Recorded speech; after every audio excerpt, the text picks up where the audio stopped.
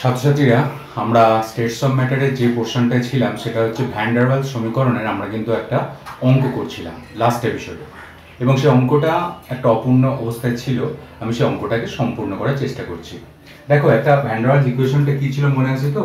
N মোল যদি gas হয় তাহলে ভ্যান ডার ওয়ালস ইকুয়েশন হচ্ছে P plus n square a by V square, P plus n square a by V square into V minus n b is equal to n R T. এইটা হচ্ছে van der Waals সমীকরণ, এবং এই van der Waals সমীকরণে এখানে হচ্ছে এ আর B হচ্ছে van der Waals constant. তো তোমাকে এখানে একটা অঙ্ক বলছে যে দু মোল পরিমাণ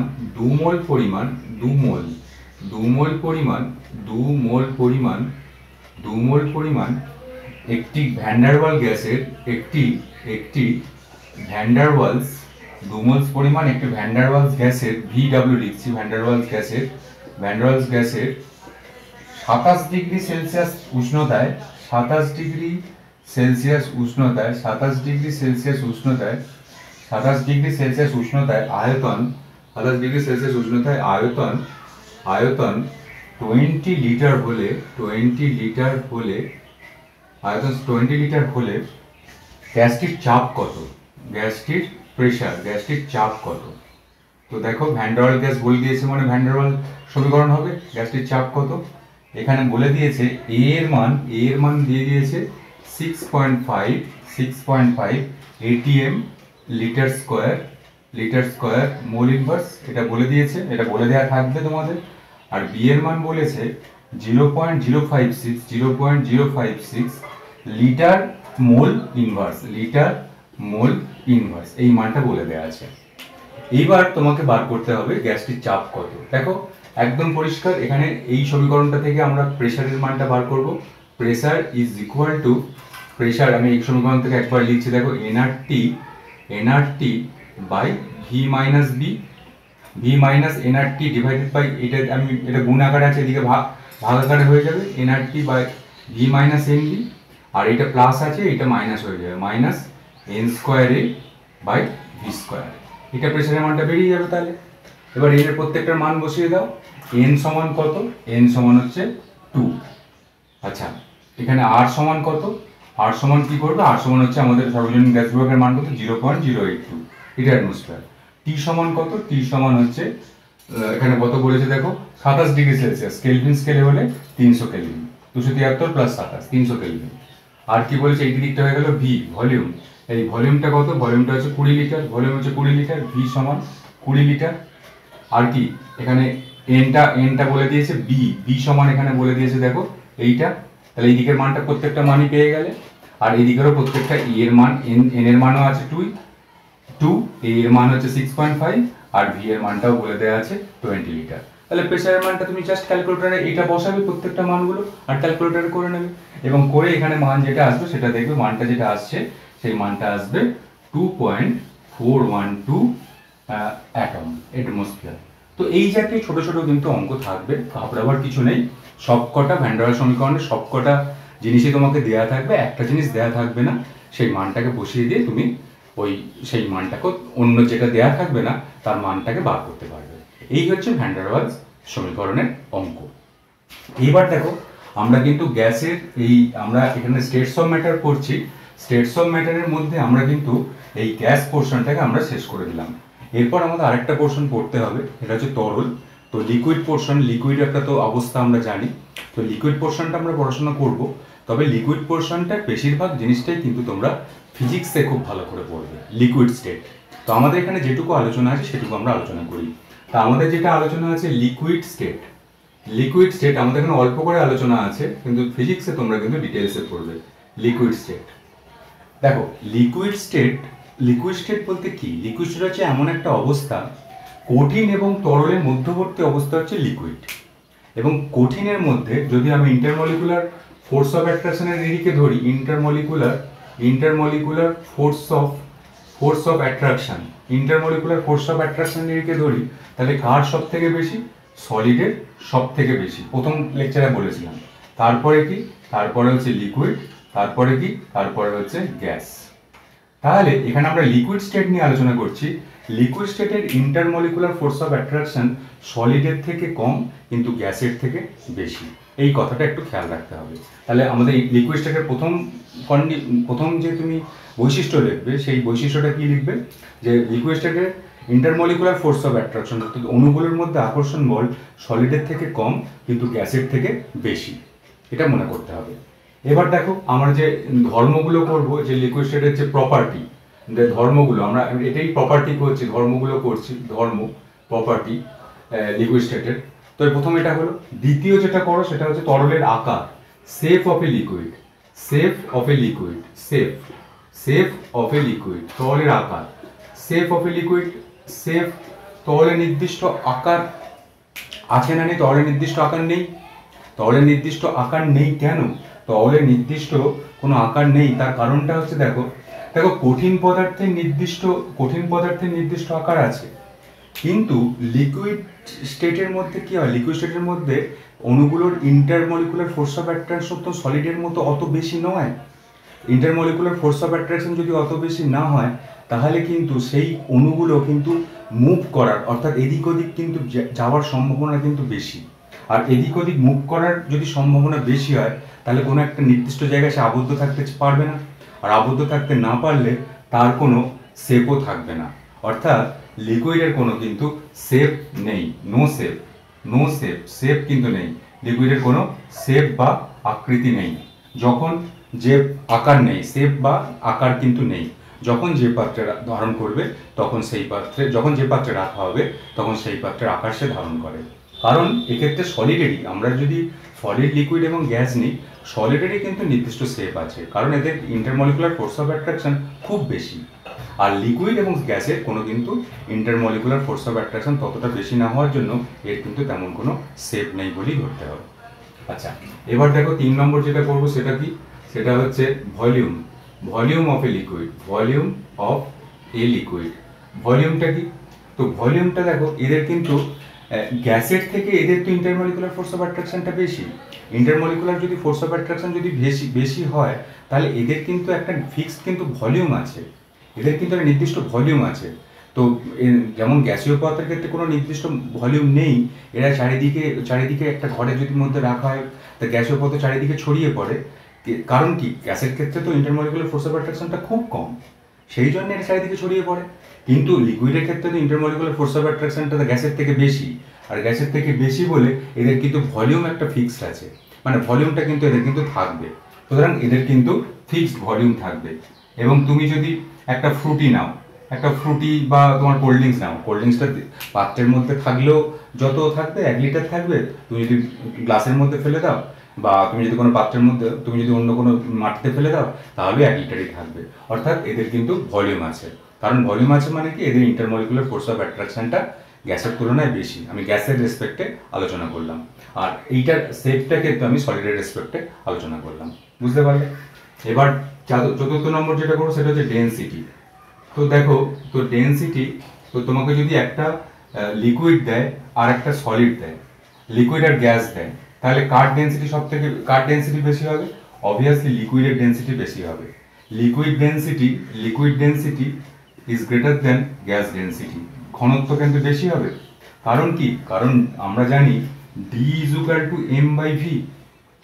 তো কোনো জিনিসের যদি গ্যাসীয় অবস্থায় থাকে সেখানের ভলিউম বেশি না লিকুইড অবস্থায় থাকলে ভলিউম বেশি?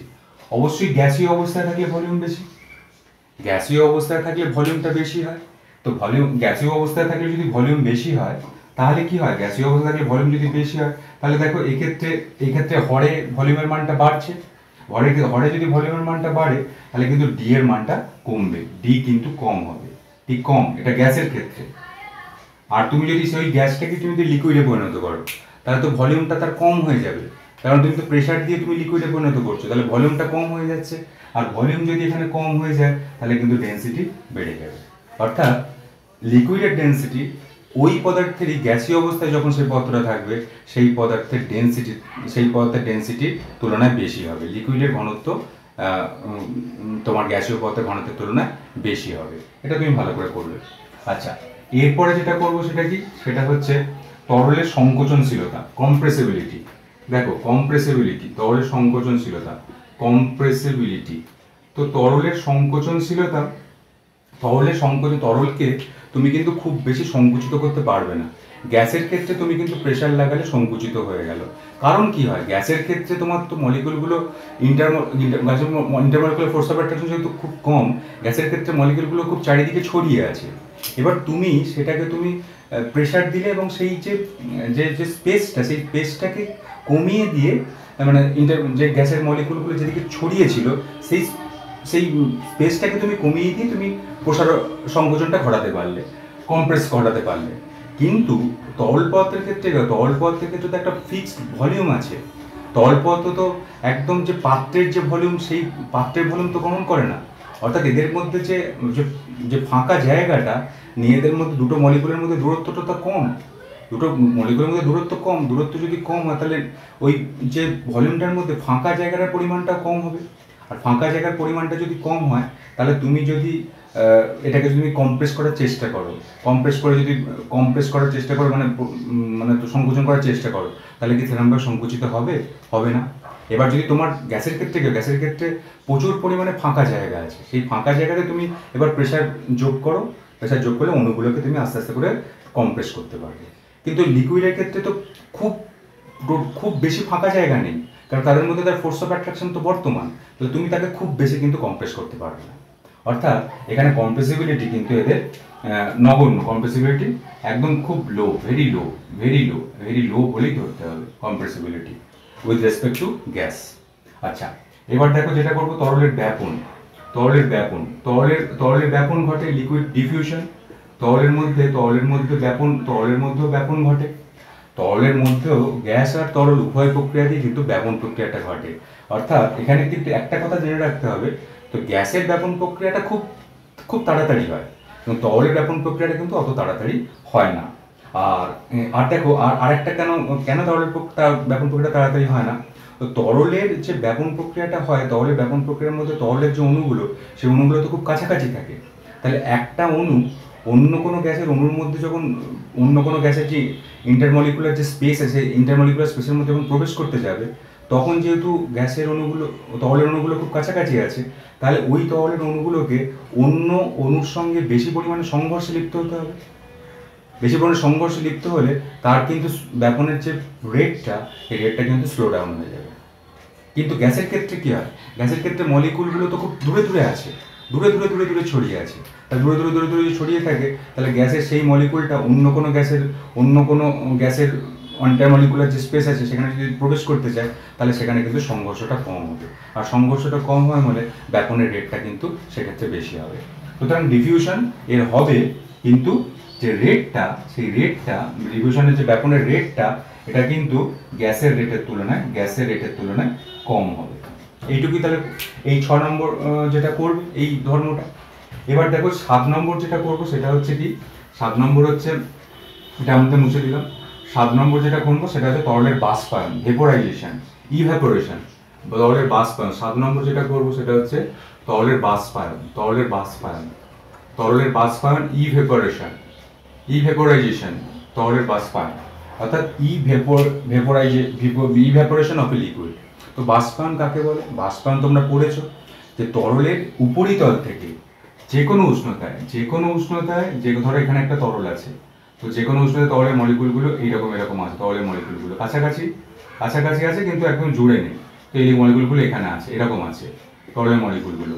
তো যে কোনো উষ্ণতায় তরলের উপরিতল থেকে এই তরল অণুর এইখানে এটা যে লিকুইড যে মলিকুল, সেই লিকুইড মলিকুলের বাষ্পে পরিণত হওয়ার যে ঘটনা, এখানে ভেপার মলিকুলে পরিণত হওয়ার, লিকুইড মলিকুলগুলোর এখানে বাষ্পে পরিণত হওয়ার, ভেপার মলিকুলে পরিণত হওয়ার যে ঘটনা, তাকেই আমরা বলবো বাষ্পায়ন।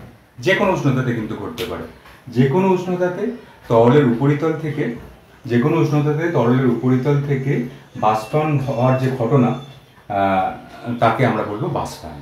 তো বাষ্পায়ন এরকম ঘটনা তো আমাদের সবসময় জানো যে ভিজে জামা কাপড়কে যদি বায়ুর মধ্যে ফেলে রাখে দেওয়া হয়, তাহলে বায়ুর মধ্যে ফেলে রাখলে আস্তে আস্তে করে কিন্তু ভিজে জামা কাপড়টা আস্তে আস্তে করে শুকিয়ে যায়। বা তুমি এটা করতে পারো, পুকুর ডোবা এইগুলো গ্রীষ্মকালে শুকিয়ে যায়, সবই তো বাষ্পায়নের জন্য ঘটে। তবে সুতরাং একটা কথা মনে রাখতে হবে, এই বাষ্পায়নটা কেবলমাত্র সারফেস থেকেই, তরলের সারফেস মানে পৃষ্ঠতল থেকেই ঘটে।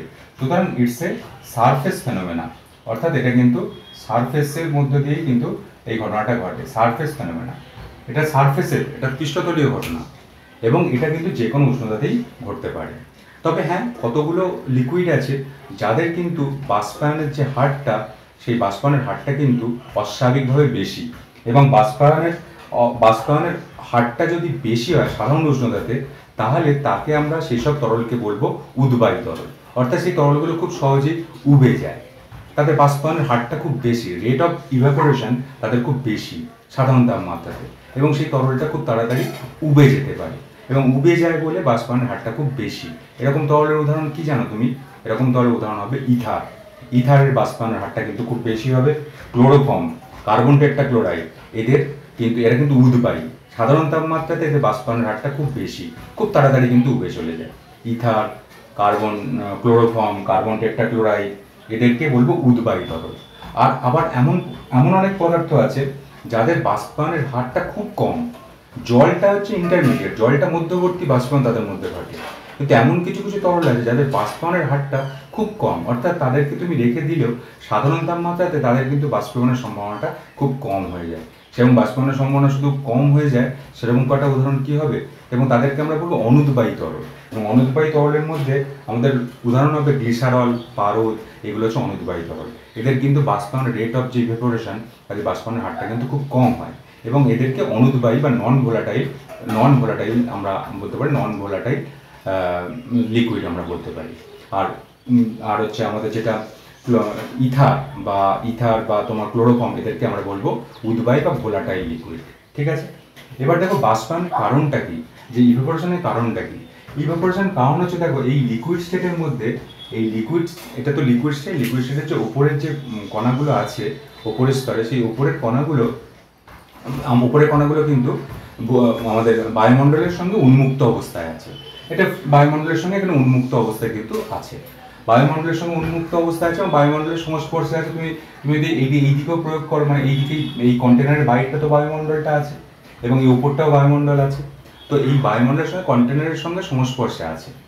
তো এই অবস্থায় দেখো লিকুইডের কিন্তু কাইনেটিক এনার্জির মানটা কিন্তু কম, কাইনেটিক এনার্জির মানটা অর্থাৎ গতিশক্তির মানটা কিন্তু কম, অর্থাৎ লিকুইডের মলিকুলগুলো খুব ভালো কিন্তু ফ্রি মুভমেন্ট কিন্তু তাদের হতে পারে না। এই অবস্থায় এই যে উপরের স্তরেরটা, এই উপরের স্তরটা এই বায়ুর মধ্যে মুক্ত অবস্থায় আছে, এই বায়ুর সঙ্গে মুক্ত অবস্থায় আছে, তো বায়ুর একটা টেম্পারেচার আছে। বায়ু যদি টেম্পারেচার থাকে, তাহলে কিন্তু এই যে উপরের স্তরের যে মলিকুলগুলো আছে, যাদের কাইনেটিক এনার্জিটা কম ছিল, সে কিন্তু ওই বাইরের বাতাসের যে পরিমণ্ডল, সেখান থেকে কিন্তু হিট সংগ্রহ করবে, অর্থাৎ তাপ সংগ্রহ করবে। তাপ সংগ্রহ করে তাদের কাইনেটিক এনার্জিটাকে কিন্তু বাড়িয়ে নেবে।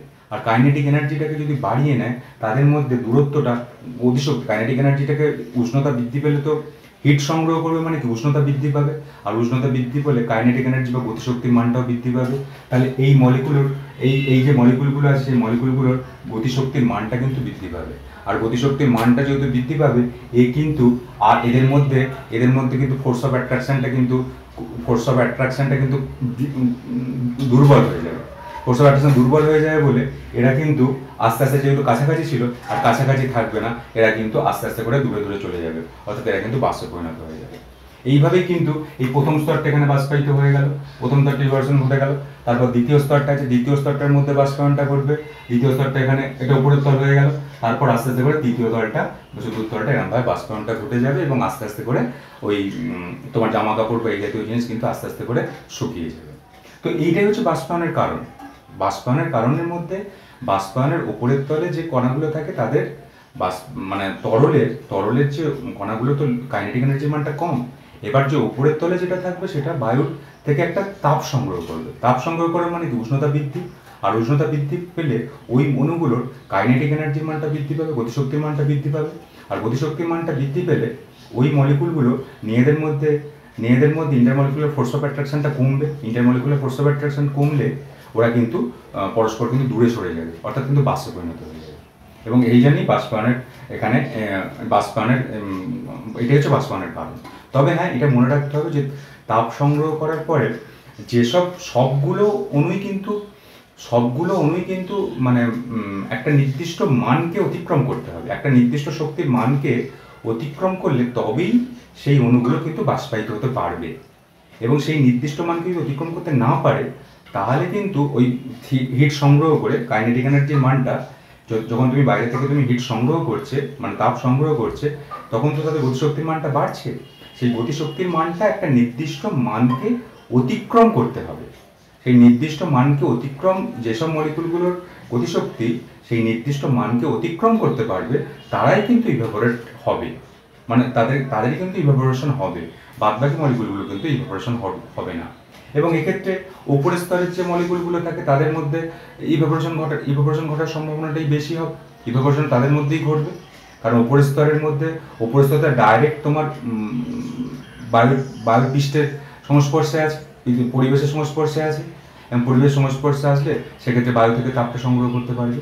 তো এইভাবেই কিন্তু কাইনেটিক এনার্জির বৃদ্ধি লাভের মাধ্যমে উপরের স্তরে এটা কিন্তু বাষ্পায়নের ঘটনাটা কিন্তু ঘটবে। এটা কিন্তু জাস্ট এরকমভাবে মনে রাখবে। আচ্ছা, এবার তরলের বাষ্পায়নে উষ্ণতার হ্রাস ঘটে। এই তরলের বাষ্পায়ন যখন হয় তখন কিন্তু উষ্ণতার হ্রাস ঘটে। কেন উষ্ণতার হ্রাস ঘটে? দেখো তোমার তো এইখানে তো উপরের স্তরটা ছিল, এরকম উপরের স্তরটা ছিল, তো উপরের স্তরটা ছিল, তো এই মলিকুলটা এরকম যে উপরের স্তরটা তো বাষ্পায়ন যখন ওই উপরের স্তরে সব মলিকুলগুলো চলে যাবে।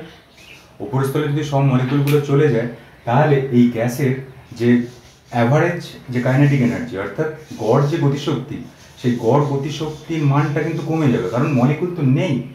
মানে এখানে মলিকুলটা তো আর তরলের মলিকুল তো আর নেই, সেটা তো বাষ্পে পরিণত হয়ে গেছে উপরের স্তরটা।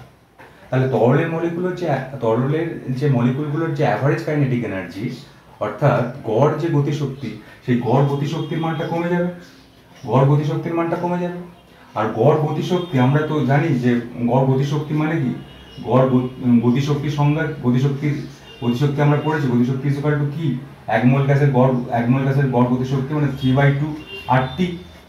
অর্থাৎ এই গড় গতিশক্তি এই মানটা যদি কমে তাহলে টেম্পারেচার এই মানটাও কমে যাবে। বুঝতে পারলে? তাহলে তরলের বাষ্পায়নে উষ্ণতার হ্রাস ঘটে কেন? তরলের বাষ্পায়নে উপরের তলটা থেকে অণুগুলো সব বাষ্পায়িত হয়ে যায়, তাহলে তরলের যে বাকি অণুগুলো পড়ে থাকছে সেই বাকি অণুগুলোর যে গড় গতিশক্তি সেই গড় গতিশক্তির মানটা কমে যাচ্ছে। আর গড় গতিশক্তিটা যেহেতু উষ্ণতার উপর নির্ভরশীল, সুতরাং গড় গতিশক্তি যেহেতু কমবে সুতরাং উষ্ণতাও কিন্তু হ্রাস পাবে। ক্লিয়ার? এবার দেখো তরলের বাষ্পায়নের উপর প্রভাবকারী বিষয়সমূহ। তো তরলের বাষ্পায়নের উপর আর কোন কোন প্রভাব খাটে তরলের বাষ্পায়নের উপর? এক নম্বর হচ্ছে তরলের প্রকৃতি, মানে ফ্যাক্টরস। কোন কোন ফ্যাক্টরসগুলো আছে? ফ্যাক্টরস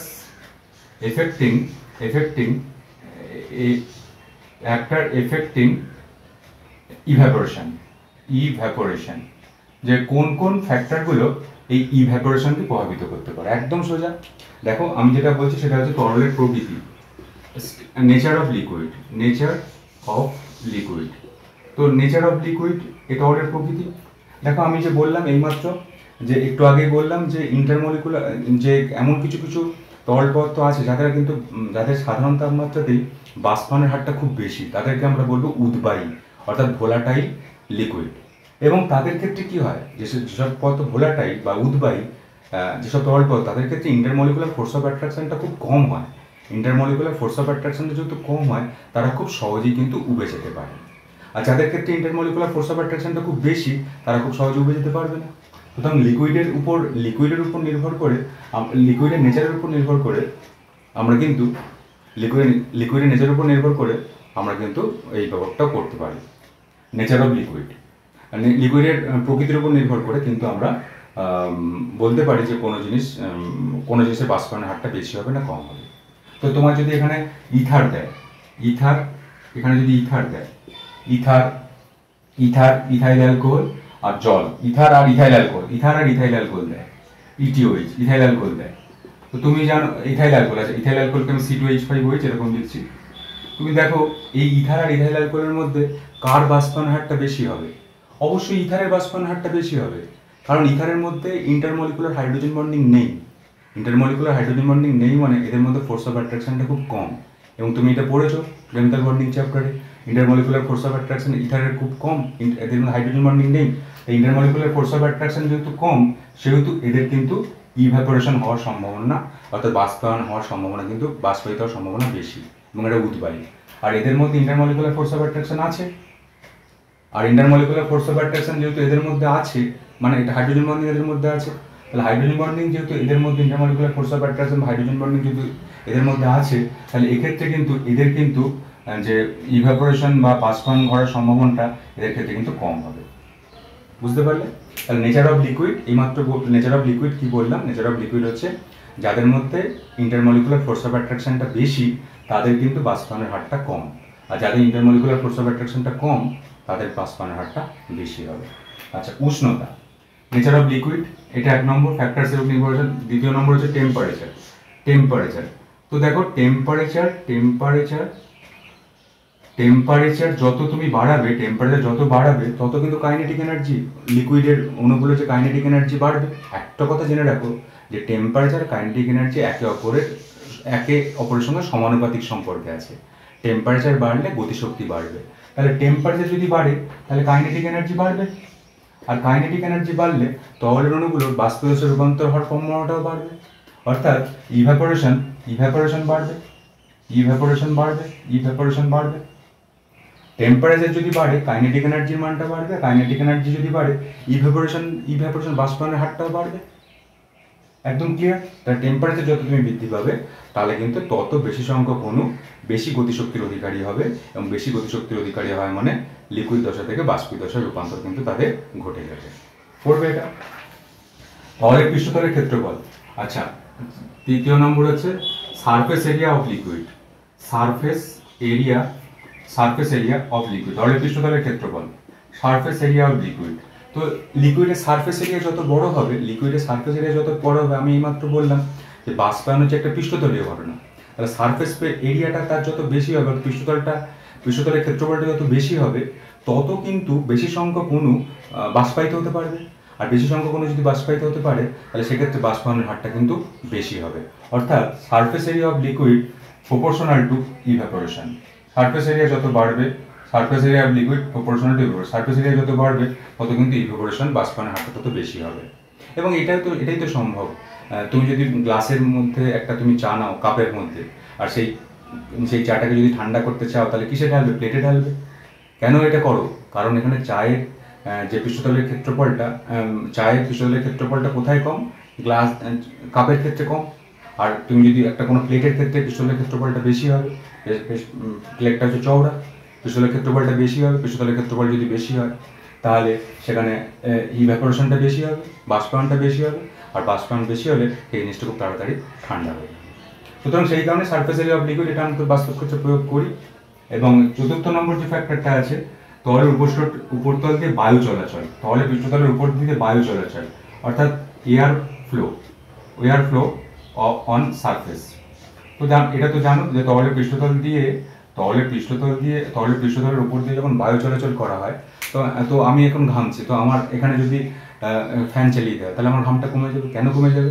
কারণ আমার যে উপরের তলে যে তরলের যে ঘামের বিন্দু জমছে সেটা এই বাষ্পীয় দশায় রূপান্তর হচ্ছে। তো ফ্যানটা যদি চলে এই সামনের যে বাষ্পীয় দশার যে কণাগুলোকে, সেই বাষ্পীয় কণাগুলো কিন্তু সরিয়ে দেবে।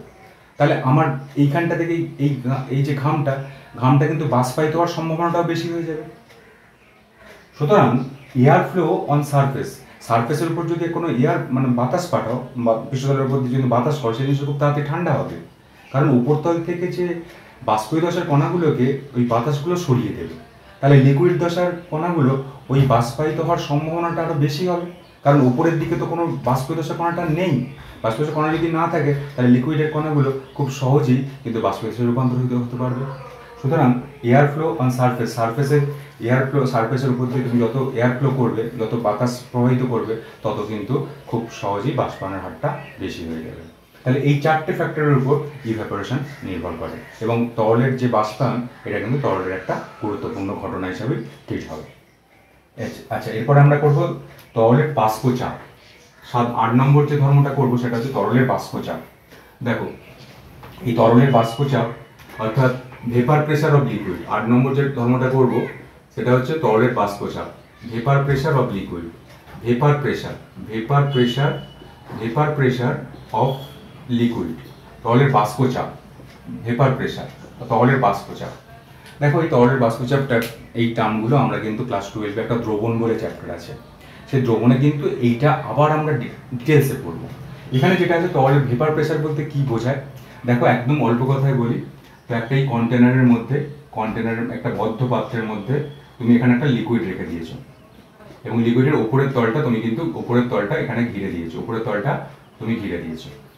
তো উপরের তলটা ঘিরে দিলে কি হবে, প্রথম অবস্থায় এই তরলের উপরতল থেকে, তরলের উপরতল থেকে তুমি তরলের উপরতল থেকে বাষ্পায়ন হবে, এবং এখানে কি হচ্ছে, এটা যে বাষ্পায়ন হচ্ছে তরলের উপরতল থেকে বাষ্পায়ন, তরলের উপরতল থেকে বাষ্পায়ন হবে, এবং উপরতল থেকে বাষ্পায়ন হচ্ছে, এই বাষ্পায়ন হচ্ছে, বাষ্পায়ন হচ্ছে, বাষ্পায়ন হচ্ছে।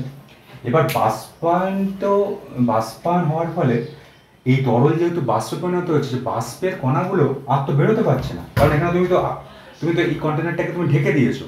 তো বাষ্পায়নের এই কণাগুলো যদি ঢেকে দিয়েছো, এই বাষ্পের যে কণাগুলো আছে, সেই বাষ্পের কণাগুলোর মধ্যে যেগুলোর গতিশক্তি একটু কম হবে, সেগুলো আবার কি হবে, সেগুলো আবার কিন্তু এই লিকুইডের দিকে ফিরে আসবে, এবং এটা হচ্ছে বাষ্পায়ন। বাষ্পায়ন মানে তরলের উপরতল থেকে লিকুইডের বাষ্পীয় দশায় রূপান্তর। এবার ওই উপরের বাষ্পটার উপর দিয়ে বেরোতে পারলে তো হয়ে যেত, কিন্তু যেহেতু বেরোতে পারছে না বাষ্পটা, তাহলে বাষ্পটার কিছু কণা যাদের বাষ্পের মধ্যে আবার যাদের গতিশক্তিটা খুব কম, সেই গতিশক্তি যাদের কম, তারা কিন্তু আবার কিন্তু এই তরলে দ্বারা আকর্ষিত হবে, এবং তরল দ্বারা আকর্ষিত এই বাষ্পটা আবার কিন্তু তরলের দিকে নেমে আসবে, এবং বাষ্প যখন তরলে নেমে আসবে তখন সেই ঘটনাটাকে আমরা কি বলবো, তখন সেই ঘটনাটাকে আমরা বলবো ঘনীভবন। ওপরটা হচ্ছে এই উপরে যখন হচ্ছে বাষ্পায়ন বা বাষ্পীভবন, ওপরটা যখন হচ্ছে বাষ্পায়ন বা বাষ্পীভবন, উপরে যখন লিকুইড দশা থেকে বাষ্পীয় দশা ভেপার ফেজে যাচ্ছে তখন বাষ্পীভবন, আর যখন ভেপার ফেজ থেকে যখন লিকুইড ফেজে আসছে তখন তাকে আমরা বলবো ঘনীভবন। একটা কথা দেখো, প্রথম অবস্থায় বাষ্পীভবন হারটা বেশি হবে অ্যাট ফার্স্ট প্রথম অবস্থায় বাষ্পীভবন ভেপোরাইজেশন আর ঘনীভবন হচ্ছে কনডেনসেশন। অ্যাট ফার্স্ট বাষ্পীভবন vaporisation is greater than condensation প্রথম অবস্থাতে, কারণ প্রথম অবস্থাতে তো বাষ্পের অণু তো নেই, কিন্তু আস্তে আস্তে করে কি হবে, আস্তে আস্তে করে এই ভেপোরাইজেশনের হার, বাষ্পায়নের হার এবং ঘনীভবনের হার, বাষ্পায়নের ভেপোরাইজেশনের রেট অফ ভেপোরাইজেশন আর রেট অফ কনডেনসেশন একটা সময় কিন্তু একই হয়ে যাবে। অর্থাৎ আস্তে আস্তে করে বাষ্পায়নের হারটা আস্তে আস্তে করে কমতে থাকবে, এবং ঘনীভবনের হারটা কিন্তু আস্তে আস্তে করে বাড়তে থাকবে, সেটাই তো হচ্ছে। এবং বাষ্পায়নের হারটা আস্তে আস্তে করে কমতে থাকবে একটা সময়, এবং ঘনীভবনের হারটা কিন্তু আস্তে আস্তে করে বাড়তে থাকবে, এবং বাড়তে থাকবে যখন, তখন কিন্তু একটা সময় আসবে যখন রেট অফ বাষ্পায়নের হারটা আর ঘনীভবনের হারটা সমান হয়ে যাবে। আর বাষ্পায়ন আর ঘনীভবনের হারটা যখন সমান হয়ে যাবে, তখন এই তরলের উপরিতলে যে বাষ্পটা থাকবে, সেই বাষ্পের সঙ্গে এই তরলটা একটা কিন্তু সাম্যাবস্থা বিরাজ করবে। এই বাষ্পটার সঙ্গে নিচের যে তরলটা সাম্যাবস্থা বিরাজ করবে। যখন এই রেট অফ ভেপোরাইজেশন আর রেট অফ কনডেনসেশন যখন এক, তখন কিন্তু এই উপরে যে বাষ্পটা থাকবে, সেই বাষ্পটাকে আমরা বলবো সম্পৃক্ত বাষ্প। এবং এই সম্পৃক্ত বাষ্প কখন হবে, সম্পৃক্ত বাষ্প হলে এখানে কিন্তু একটা ইকুইলিব্রিয়াম বা সাম্যাবস্থা বিরাজ করবে। এই অবস্থায় সাম্যাবস্থা বিরাজ করবে, অর্থাৎ এই অবস্থায় যে ভেপারের মলিকুলগুলো যে হারে উপরের দিকে যাচ্ছে, মানে গ্যাসের মলিকুল, এখানে লিকুইডের মলিকুলগুলো যে হারে ভেপারের দিকে যাচ্ছে, ভেপারের মলিকুলগুলো কিন্তু সেই হারেই নিচের দিকে ফিরে আসছে। অর্থাৎ কোনো দশারই অণুর সংখ্যার কিন্তু আর পরিবর্তন হচ্ছে না, সেই জন্য এটা সাম্যাবস্থা বিরাজ করছে। এবং এই সাম্যাবস্থায় এই যে এখানে সম্পৃক্ত বাষ্প, এখানে যে বাষ্পটা আছে, বাষ্পটা এই পাত্রের দেয়ালের উপর যে চাপ প্রয়োগ করবে, বা এই তরলের পৃষ্ঠে যে চাপ প্রয়োগ করবে এই বাষ্প, তখন তাকেই আমরা বলবো তরলের বাষ্পচাপ, ভেপার প্রেসার অফ লিকুইড। বুঝতে পারলে? এই ভেপার প্রেসার অফ লিকুইড হচ্ছে যখন কনডেনসেশন এবং ভেপোরাইজেশনের হার যখন সমান, তখন ওই বাষ্প কর্তৃক প্রদত্ত যে চাপ, সেই প্রদত্ত চাপকে আমরা বলবো ভেপার প্রেসার অফ লিকুইড, অর্থাৎ লিকুইডের বাষ্পচাপ। এটা ভালো করে পড়বে। এবং এই বাষ্পচাপের এই জায়গাটা কিন্তু আমাদের ক্লাস 12-এ আমরা কিন্তু ডিটেলসে পড়বো। এবং বাষ্পচাপের উপর প্রভাবকারী বিষয়সমূহ, যে ভেপার প্রেসার, তাহলে কি নিশ্চয়ই বুঝতে পারলে ভেপার প্রেসার ব্যাপারটা কি হলো। আমি এটা খুব অল্প কথায় বললাম। এবার বাষ্পচাপের উপর প্রভাবকারী বিষয়সমূহ, বাষ্পচাপের উপর কোন কোন ফ্যাক্টরগুলো কাজ করে, ফ্যাক্টরস, কোন কোন বিষয়গুলো বাষ্পচাপকে নিয়ন্ত্রণ করে, ফ্যাক্টরস প্রভাব ফ্যাক্টরস, কোন কোন ফ্যাক্টরগুলো বাষ্পচাপকে নিয়ন্ত্রণ করে, তরলের বাষ্পচাপ নিয়ন্ত্রণ করে। দেখো প্রথম যে ফ্যাক্টরটা নিয়ন্ত্রণ করে সেটা হচ্ছে তরলের প্রকৃতি। এটা আমরা আগেই আলোচনা করেছি, nature of liquid. Nature of liquid এটা সেই আগের মতই, nature of liquid.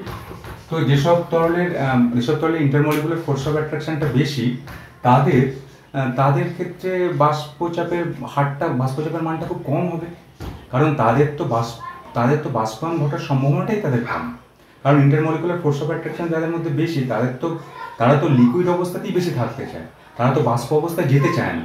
R intermolecular force of attraction যাদের বেশি, তারা যদি বাষ্প অবস্থায় যাওয়ার সম্ভাবনাটা কম, আর বাষ্প অবস্থায় যাওয়ার সম্ভাবনা যদি কম হয়, তাহলে তাদের ক্ষেত্রে কিন্তু বাষ্পচাপের মানটাও কিন্তু কম হয়ে যাবে। অর্থাৎ nature of liquid, intermolecular force of attraction যাদের বেশি, তাদের কিন্তু ভেপার প্রেশার কিন্তু কম হবে, কারণ সেখানে ভেপার উৎপন্ন হওয়ার সম্ভাবনাটাই তো কম, কিন্তু ভেপার প্রেশার তাদের ক্ষেত্রে কম হবে, এটা জেনে রাখবে। আর উষ্ণতা, যেমন এটার ক্ষেত্রে আগেরটা উদাহরণ জেনে দিলাম, যেমন ধরো ইথার, ওয়াটার আর ইথানল, এই তিনটে তোমাকে দিয়েছে। তিনটের ক্ষেত্রে কার বাষ্পচাপের মানটা বেশি হবে? দেখো ইন্টারমলিকুলার ফোর্স অফ অ্যাট্রাকশনটা যদি এর মধ্যে খুঁজি, তাহলে ইথারের মধ্যে কোনো হাইড্রোজেন বন্ধন নেই, তাহলে ইন্টারমলিকুলার ফোর্স অফ অ্যাট্রাকশনটা এর সব থেকে কম, এটা 1 নম্বর, এটা এর সব থেকে কম। আর ইন্টারমলিকুলার ফোর্স অফ অ্যাট্রাকশন সব থেকে কম এই C2H5 আর H2 এর মধ্যে এটা দুটোর মধ্যে হাইড্রোজেন বন্ধন হয়, কিন্তু এই হাইড্রোজেন বন্ধনটা, এই অ্যালকোহল হাইড্রোজেন বন্ধনটা একটু কম শক্তিশালী, তাহলে এদের মধ্যে ইন্টারমলিকুলার ফোর্স অফ অ্যাট্রাকশনটা একটু এই H2 এর তুলনায় একটু কম হবে, তাহলে ইন্টারমলিকুলার ফোর্স অফ অ্যাট্রাকশনটা এইটা আসবে 2 নম্বরে, আর এইটা আসবে, জলটা আসবে 3 নম্বরে। তাহলে দেখো ইন্টারমলিকুলার ফোর্স অফ অ্যাট্রাকশনের ক্রমটা কি? এটা হচ্ছে ইথার, প্রথমে ইথার আসছে, তারপরে আসছে C2H5OH, আর তারপরে আসছে জল। তাহলে ইন্টারমলিকুলার ফোর্স অফ অ্যাট্রাকশন কার ক্ষেত্রে সব থেকে বেশি? জলের ক্ষেত্রে। তাহলে ভেপার প্রেশার সব থেকে বেশি, ইন্টারমলিকুলার ফোর্স অফ অ্যাট্রাকশন কার থেকে সব থেকে বেশি? জলের ক্ষেত্রে।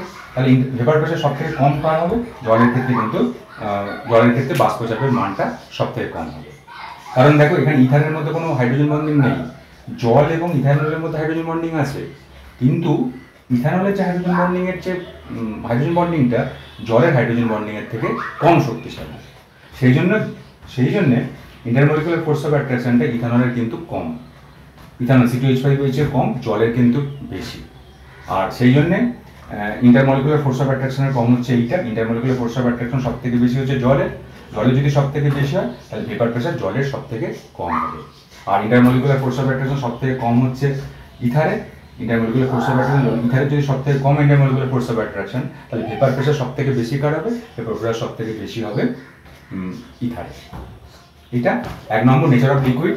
আর দ্বিতীয় নম্বর যেটা করবে সেটা হচ্ছে উষ্ণতা। টেম্পারেচার তুমি যত বৃদ্ধি করবে তত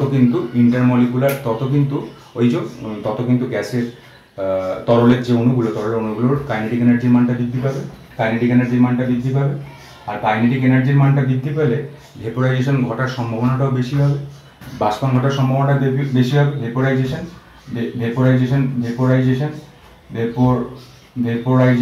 ভেপোরাইজেশনের ঘটনার সম্ভাবনাটা বেশি হবে, আর ভেপোরাইজেশন যত বেশি হবে তত ভেপার প্রেশারটাও তত বেশি হবে। অর্থাৎ টেম্পারেচার যদি বাড়াও, তাহলে ভেপার প্রেশার কিন্তু বাড়বে, কারণ টেম্পারেচার বাড়লে কাইনেটিক এনার্জির মানটা বৃদ্ধি পাবে, ভেপোরাইজেশন বৃদ্ধি পাবে, আর ভেপোরাইজেশন যদি বৃদ্ধি পায় তাহলে ভেপার প্রেশারটাও বৃদ্ধি পাবে, কারণ ভেপোরাইজেশনের উপরই তো ভেপার প্রেশারটা নির্ভর করে।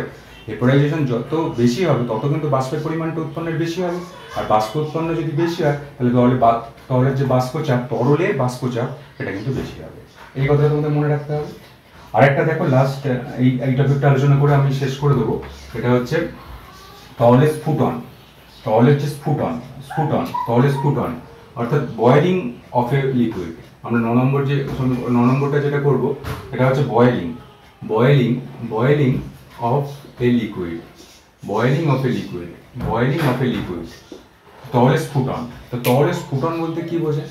দেখো তরলের স্ফুটন বলতে আমরা কিন্তু বোঝাই যে উষ্ণতাতে তরলের স্ফুটন হচ্ছে একটা প্রক্রিয়া, একটা নির্দিষ্ট উষ্ণতা তরলের সমস্ত অংশ থেকে দ্রুত হারে যে বাষ্পায়নের প্রক্রিয়াটাকে আমরা বলবো স্ফুটন। বাষ্পায়ন হচ্ছে কেবলমাত্র উপরের তল থেকে, আর স্ফুটন হচ্ছে একটা নির্দিষ্ট উষ্ণতাতে তরলের সমগ্র অংশ থেকে বাষ্পায়ন যখন হবে তখন তাকে আমরা বলবো স্ফুটন। এবং যে নির্দিষ্ট উষ্ণতায় এই স্ফুটন প্রক্রিয়াটি সম্পন্ন হবে তাকে আমরা বলবো স্ফুটনাঙ্ক। এবং জলের ক্ষেত্রে স্ফুটনাঙ্কের মানটা কি? জলের ক্ষেত্রে স্ফুটনাঙ্কের মানটা হচ্ছে 100 ডিগ্রি সেলসিয়াস। অর্থাৎ যে নির্দিষ্ট উষ্ণতায় তরলের সমস্ত অংশ থেকে বাষ্পায়নের সৃষ্টি হয়, তরলের সমস্ত অংশ থেকে বাষ্পায়ন ঘটে, সেই নির্দিষ্ট উষ্ণতাকে আমরা বলবো স্ফুটনাঙ্ক। এবং এই প্রক্রিয়াটাকে আমরা বলবো স্ফুটন। এবং দেখো এই ক্ষেত্রে একটা কথা মনে রাখতে হবে, আমাদের স্ফুটন এই যে স্ফুটনাঙ্ক, এই স্ফুটনাঙ্ক কাকে বলে এটা তো এতদিন ধরে আমরা এটা পড়ছিলাম, যে নির্দিষ্ট উষ্ণতায় তরলের উপরিতল থেকে, যে নির্দিষ্ট উষ্ণতা তরলের সমগ্র তল অংশ থেকে বাষ্পায়নের ঘটনা ঘটে, সেই নির্দিষ্ট উষ্ণতাকে আমরা বলবো স্ফুটনাঙ্ক। কিন্তু এক্ষেত্রে আমরা যখন ক্লাস 11-এ উঠে গেছি বা ক্লাস 12-এ আমরা কি বলবো পূর্ণাঙ্কের নতুন সংজ্ঞা, পূর্ণাঙ্কের সংজ্ঞাটা আমরা এটাই করব। সেই সংজ্ঞাটা কি? যে উষ্ণতায় তরলের বাষ্পচাপ, যে উষ্ণতায় তরলের বাষ্পচাপ বায়ুমণ্ডলীয় চাপের সমান হয়, বায়ুমণ্ডলীয়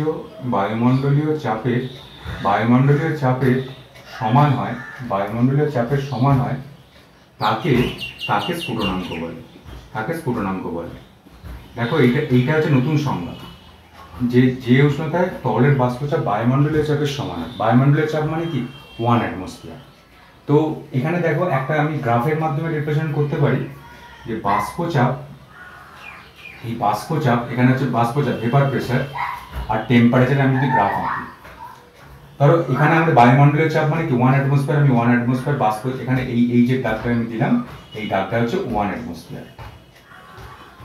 এবার দেখো 25 ডিগ্রি সেলসিয়াস তাপমাত্রায় আমি 25 ডিগ্রি, এটা হচ্ছে 25 ডিগ্রি সেলসিয়াস তাপমাত্রা আমি ধরছি, অর্থাৎ ঘরের উষ্ণতায় কোনো তরলের বাষ্পচাপ, এই তরলের বাষ্পচাপটাকে আমি ধরছি এটা হচ্ছে তরলের বাষ্পচাপ। এবার তুমি আস্তে আস্তে করে টেম্পারেচার বাড়ালে, আমি একটু আগেই বলেছি টেম্পারেচার বাড়ালে ভেপার প্রেসারটাও বাড়বে। তাহলে টেম্পারেচার তুমি আস্তে আস্তে করে বাড়াচ্ছ, আস্তে করে টেম্পারেচার বাড়াচ্ছ, আস্তে আস্তে করে বাড়াচ্ছ, এই যে পয়েন্টটা এলো, এই পয়েন্টটাতে তরলের যে বাষ্পচাপ, সেই বাষ্পচাপটা কিন্তু বায়ুমণ্ডলীয় চাপ অর্থাৎ 1 অ্যাটমসফিয়ারের সমান হয়ে যাবে। এবং এই পয়েন্টে এখানে যে আমি উষ্ণতাটাকে পাবো, সেই উষ্ণতাটাই হচ্ছে সেই তরলের স্ফুটনাঙ্ক। এবং এক্ষেত্রে এই জল যদি হয় এই জলের স্ফুটনাঙ্কটা এক্ষেত্রে পাবো 100 ডিগ্রি সেলসিয়াস। বুঝতে পেরেছ? অর্থাৎ যে উষ্ণতা তরলের বাষ্পচাপ বায়ুমণ্ডলীয় চাপের সমান হয় তাই কিন্তু স্ফুটনাঙ্ক বলে। এবার তুমি একটা কথা খেয়াল রাখতে থাকবে, স্ফুটনাঙ্কের উপর বাহ্যিক চাপের প্রভাব। ধরো আমাদের এই আর্থ ক্রাস্টে তো চাপটা, তো বায়ুমণ্ডলের চাপটা সর্বাধিক। এবার তুমি যদি উপরের দিকে যাও, মানে অর্থাৎ তুমি যদি পাহাড়ে ওঠো, কোনো হিমালয় পর্বতে, দার্জিলিং সিমলা কাশ্মীরে যাও, তাহলে সেক্ষেত্রে বায়ুমণ্ডলীয় চাপটা কম হবে। বায়ুমণ্ডলীয় চাপটা যদি সেক্ষেত্রে কম হয়, 1 অ্যাটমসফিয়ার থেকে কম হবে। 1 অ্যাটমসফিয়ার থেকে কম হলে বায়ুমণ্ডলীয় চাপটা ধরো এইখানে, এটা হচ্ছে বায়ুমণ্ডলীয় চাপটা, সেখানে 1 অ্যাটমসফিয়ার থেকে কম হচ্ছে। তাহলে এক্ষেত্রে এই যে কার্ভটা সেট করছে কোথায়? এইখানে। অর্থাৎ এক্ষেত্রে স্ফুটনাঙ্কটা কিন্তু এক্ষেত্রে কম হয়ে যাচ্ছে। এটা ধরো 93.5 ডিগ্রি সেলসিয়াস। অর্থাৎ বাহ্যিক চাপটা যদি কমে যায়, তাহলে কিন্তু সেই তরলের স্ফুটনাঙ্ক কিন্তু হ্রাস পায়। এই ঘটনাটা তোমরা জানো যে উপরের দিকের মানে পাহাড়ের দিকের অঞ্চলের খাদ্য কিন্তু সুসিদ্ধ হয় না, কারণ সেখানে জল কিন্তু 100 ডিগ্রি সেলসিয়াস উষ্ণতায় ফুটতে পারে না। সেখানে জল কিন্তু 93.5 ডিগ্রি সেলসিয়াস উষ্ণতায় ফোটে। 93 ডিগ্রি সেলসিয়াস 5 ডিগ্রি সেলসিয়াস উষ্ণতায় ফুটলে এটা কিন্তু সুসিদ্ধ হয় না। কারণ কি? সেখানে যে বায়ুমণ্ডলের প্রেশারটা, সেই বায়ুমণ্ডলের প্রেশারটা তো সেক্ষেত্রে কম, 1 অ্যাটমসফিয়ার থেকে কম। আর 1 অ্যাটমসফিয়ার থেকে যদি কম হয়, তাহলে এই 25 ডিগ্রি সেলসিয়াসে যে জলের যে ভেপার প্রেশারটা আছে, সেই ভেপার প্রেশারটা এই বায়ুমণ্ডলীয় চাপের এই পয়েন্টটাকে, বায়ুমণ্ডলীয় চাপের সমানে আসতে এই পয়েন্টটা হচ্ছে এই আমাদের আর্থ ক্রাস্টের যে পয়েন্টটা আসতে যে টেম্পারেচার নেবে, সেই টেম্পারেচার থেকে কম হবে। সেই টেম্পারেচার থেকে কম হলে এখানে জলটা ফুটবে কিন্তু 93.5 ডিগ্রি সেলসিয়াসে। অর্থাৎ উপরের দিকে কিন্তু খাদ্য কিন্তু তেমনভাবে সুসিদ্ধ হবে না। এর অসুবিধা দূর করার জন্য আমরা কী করবো? এই অসুবিধা দূর করার জন্য আমরা কিন্তু সেক্ষেত্রে প্রেশার কুকারটা ব্যবহার করতে পারি। প্রেশার কুকারে কী হয়? প্রেশার কুকারের চাপটা খুব বেশি বাড়িয়ে দেওয়া হয়, আর চাপটা যদি খুব বেশি বাড়িয়ে দেওয়া হয় তাহলে সেই চাপটা বায়ুমণ্ডলীয় চাপের থেকে বেশি হয়ে যায়, আর বায়ুমণ্ডলীয় চাপের থেকে যদি বেশি হয়ে যায় তাহলে জল কিন্তু 100°C উষ্ণতাও ফুটবে না, জলকে কিন্তু আরও বেশি ডিগ্রি সেলসিয়াস তাপমাত্রা উত্তপ্ত করতে হবে, প্রায় 120°C তাপমাত্রা উত্তপ্ত করতে হবে, এবং সেক্ষেত্রে কিন্তু জলটা ফুটবে। আর জল যেহেতু 120°C তাপমাত্রায় ফুটছে, সেহেতু কিন্তু সেখানে রান্নাটাও কিন্তু তাড়াতাড়ি হবে। অর্থাৎ প্রেশার কুকারের কিন্তু এটাই হচ্ছে ফাংশন, এবং রান্নাটা সুসিদ্ধও হবে। নিশ্চয়ই বুঝতে পারলে তরলের স্ফুটনাঙ্কের উপর বাহ্যিক চাপের প্রভাব। এই কথা মনে রাখবে, যে উষ্ণতা তরলের বাষ্পচাপ বায়ুমণ্ডলীয় চাপের সমান তাকে স্ফুটনাঙ্ক বলে। এইটাই হচ্ছে স্ফুটনাঙ্কের নতুন সংজ্ঞা, নিউ সংজ্ঞা। এই কনসেপ্টটা তোমাদের একটু খেয়াল রাখতে হবে। আর একটা টপিক করবো, বাষ্পায়ন আর স্ফুটনের মধ্যে পার্থক্য। তোমরা এটা ক্লাস 10-এও করেছো। বাষ্পায়ন আর স্ফুটনের মধ্যে পার্থক্য কি? তো বাষ্পায়ন আর স্ফুটনকে অনেক সময় অনেকে একই কথা ভেবে থাকে, কিন্তু বাষ্পায়ন স্ফুটনের মধ্যে কিছু বেসিক পার্থক্য আছে। বাষ্পায়ন কেবলমাত্র তরলের উপরিতল থেকে ঘটে, আর স্ফুটন তরলের সমগ্র অংশ থেকে ঘটে। বাষ্পায়ন একটি ধীরগতির প্রক্রিয়া, কিন্তু স্ফুটন একটি দ্রুতগতির প্রক্রিয়া।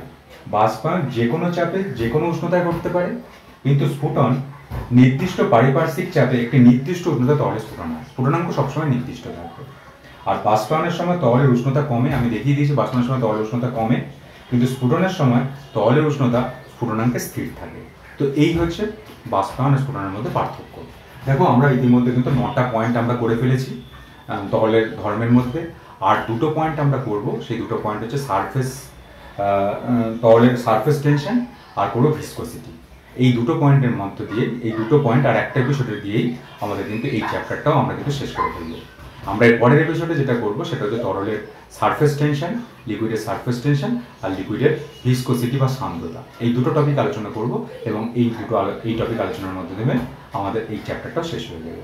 আজকে যেটা আলোচনা করেছি খুব সোজা জিনিস আলোচনা করলাম। তোমরা একটু ভালো করে একটু নোট করে নেবে, এবং বইয়ের সঙ্গে একটু দেখে নেবে। কনসেপ্টটাকে ভেতরে নিতে হবে। নোটটা করার চান্স করে নিলেই ভালো। জাস্ট একদম একে যেগুলো করছি নোটটা করে নিলেই ভালো হবে, এবং তারপরে তোমরা একটু বইটা দেখবে, তাহলে ক্লিয়ার হয়ে যাবে। আজকে এই পর্যন্ত, এরপর নতুন ভিডিও নিয়ে তোমাদের কাছে আসছি। ধন্যবাদ, তোমরা ভালো থেকো।